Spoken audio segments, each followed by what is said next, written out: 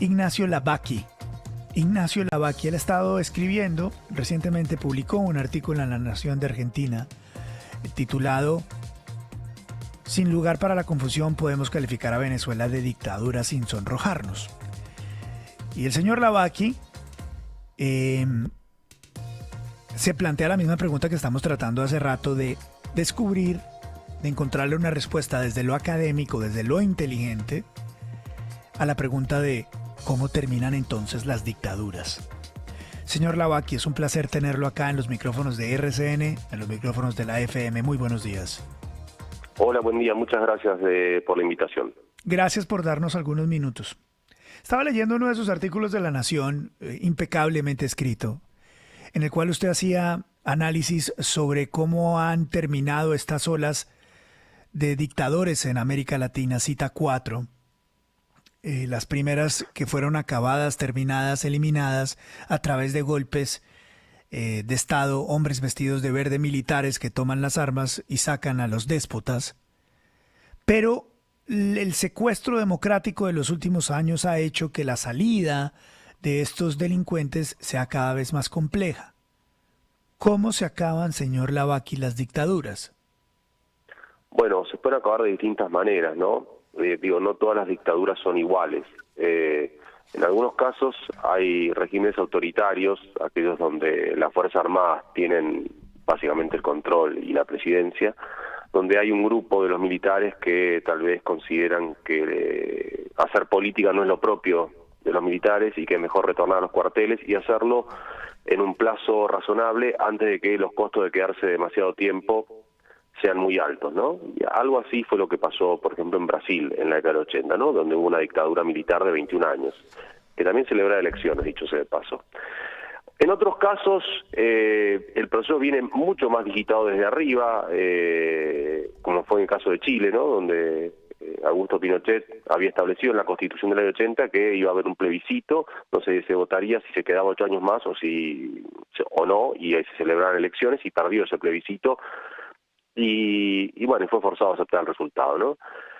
Después hay regímenes autoritarios que colapsan. La dictadura argentina no se fue muy rápido, pero colapsó básicamente después de la derrota de Malvinas en el año 82 y se fue con una situación, yo diría, de bastante debilidad, y eso hizo posible juzgar a los responsables por violaciones de derechos humanos. No es que no conservaron poder, conservaron y bastante, pero fue un caso ejemplar y yo diría único, juzgar por violación de derechos humanos a los responsables inmediatamente después de la transición democrática. Después hay casos de revuelta popular que tumban dictaduras, revoluciones, ¿no? No son los ejemplos más felices, pero la Revolución Cubana le puso fin a la dictadura de Batista y la Revolución Sandinista le puso fin a la dictadura de Somoza. Y después hay otras maneras, que es lo que yo creo que puede ocurrir en Venezuela, no digo que vaya a ocurrir, que es que una intensificación de la protesta y mucha presión de la comunidad internacional eventualmente fuercen al gobierno de Nicolás Maduro a una negociación que abra la puerta a una transición, ¿no? Y ahora, la apuesta del gobierno de Nicolás Maduro es otra, Sí. claramente, ¿no? Es quedarse en el poder, y eso implica apelar a un manual que todos los líderes autoritarios conocen muy bien, que es reprimir todo lo que sea necesario con tal de desmotivar, desmovilizar, desmoralizar a quienes están en las calles protestando, descabezar a los líderes de la oposición. Es algo muy parecido a lo que hemos visto en Nicaragua no hace mucho tiempo. Eso, ese proceso, desde que comienza, es decir, desde que comienzan a presentarse unos hechos hasta que se da por fin la salida o el término de esa dictadura, puede tomar, ¿qué? ¿Años? ¿Meses? ¿Semanas? A ver, tenemos ejemplos relativamente cercanos en el tiempo y ejemplos regionales, ¿no? Un ejemplo cercano en el tiempo, tal vez no tuvo la conclusión más feliz, pero eso ya fue después de que celebraron elecciones, fue en Egipto, como parte de la primavera árabe en 2011, ¿no? Hubo protestas, hubo represión, eventualmente las protestas no se dieron frente a la represión, y una facción de las Fuerzas Armadas decidió que era mejor entregar a la cabeza del régimen, a Hosni Mubarak, instalar una junta, ¿sí? Y conducir el proceso hacia unas elecciones, ¿no? Ese es un ejemplo de una transición democrática en el cual las protestas en la calle generan un realineamiento dentro del régimen que permite la transición, ¿no? Obviamente, en el caso de Venezuela, lo interesante es que, supongamos que las protestas se intensificaran, que algún sector del chavismo, que hoy por ahora no parece estar ahí disponible, se abre una negociación y se negocia la salida de Nicolás Maduro y la entrega del poder a Edmundo González Urrutia en enero, tal como estaba pactado, que es que el próximo gobierno asuma en enero. Bueno, eso sería una posibilidad, y que en el interín gobierne alguna, o la vicepresidenta, pero yo creo que está un poco también, como diríamos aquí en Argentina, quemada, ¿no? Porque ella y su hermano, que supuestamente eran los perfiles más negociadores, un poquito más moderados, no mostraron ese perfil, ¿no? Y Delcy Rodríguez es la vicepresidenta y la ministra de Economía de Venezuela.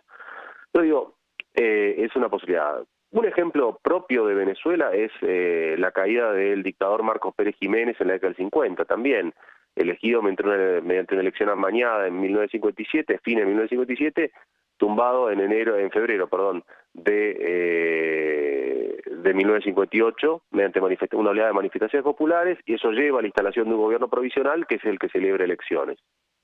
Señor Lavaqui, cuando uno trata de contestar esta pregunta de cómo se acaban las dictaduras, viene la pregunta de cómo no se acaban. Y usted en alguno de sus trinos ha puesto en estos días que ya Maduro empezó a cumplir su promesa del baño de sangre sobre Venezuela si la oposición ganaba. El paso de estos días está conduciendo a la debacle de Maduro, ¿o está conduciendo a que Maduro se atornille más? Bueno, eso no está claro todavía, ¿no? O sea, Maduro está haciendo una suerte de manual que tienen todos los líderes autoritarios como él, ¿no? Y yo diría que los que tienen perfeccionado ese manual de supervivencia del poder frente a eventos críticos son, para dar dos ejemplos, los cubanos, ¿sí? Y los iraníes. Y tenemos ejemplos de eso, ¿no? Las protestas en 2021 en Cuba, por ejemplo. Entonces, él se va a aferrar a ese manual. Ahora, eventualmente, yo no digo que tenga que pasar, pero puede ocurrir que la población muestre mucha mayor capacidad de resistencia, obviamente un costo altísimo en términos de vidas humanas, de personas arrestadas y probablemente torturadas, muestre un mayor grado de resistencia y eso comienza a hacer flaquear al régimen, ¿no? Esa es una posibilidad. Ahora, si Maduro se atornilla al poder y logra, supongamos cuál sería el escenario que el Maduro se quede en el poder, bueno, que es que eventualmente la gente se cansa de ir a protestar porque ve que no tiene resultados y vuelve a sus casas, como pasó en 2014 o en 2017, ¿no? Maduro se queda en el poder, ya ahora sí con una diferencia respecto a entonces, mucho más aislado diplomáticamente, y digo, con algo que le puede jugar a favor, pero que le crea un problema principalmente a países vecinos como Colombia y a Brasil, ¿no? Que es un 25% de venezolanos, según encuestas que hubo antes de las elecciones, decían que si Maduro ganaba, se iban del país. Sí. ¿Sí? Entonces estamos hablando de una cantidad muy importante de gente. Sí. Hay un tema, señor Lavaqui, en cómo se derroca el dictador o cómo se acaban estas dictaduras en lo práctico, ¿no? Y quisiera conocer su opinión sobre lo práctico.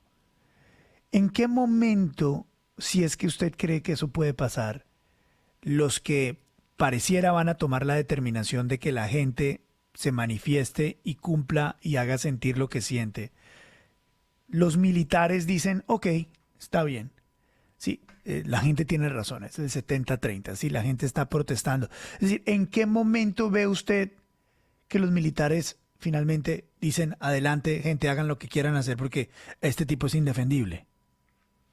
Bueno, a ver, el problema es que los militares están involucrados en muchos crímenes, ¿no? Por lo menos la alta jerarquía, no hablo de los mandos medios, ¿no? Entonces puede haber dos cuestiones. Una es que se negocie algún tipo, y yo sé que va a sonar espantoso decir esto, pero algún tipo de pacto de impunidad para jerarcas militares, ¿sí? O mismo para Maduro, o sea que no se lo juzgue por todos los crímenes que tiene en su cuenta.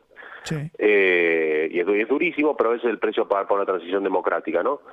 El otro es que la tropa se niega a reprimir, ¿no? Digo, hay ejemplos históricos de esto, de que los soldados se niegan, en un momento se niegan a reprimir a la ciudadanía. No pareciera que estuviéramos ahí. Hay un tema, ¿no?, que es que Venezuela ha tenido mucha influencia del gobierno cubano, y el gobierno cubano es un experto en esto, ¿no?, de tener contrainteligencia dentro de las Fuerzas Armadas para, digamos, captar antes de que ocurran potenciales complots, ¿no? Sí.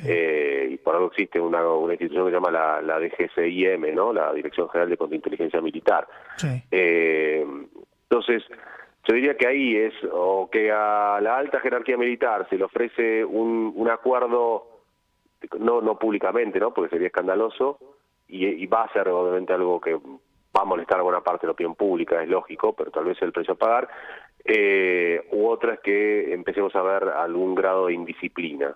Por ahora eso no se ve, y aparte Sí. hay una cuestión, ¿no?, que el aparato represivo del régimen chavista no es solamente las Fuerzas Armadas, están también los colectivos, y los colectivos son sectores civiles armados vinculados al crimen, ¿no?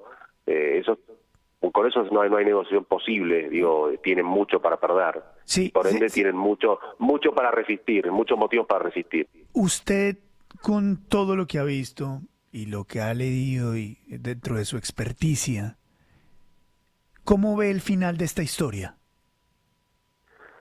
Creo que el final de la historia se va a escribir en los próximos días,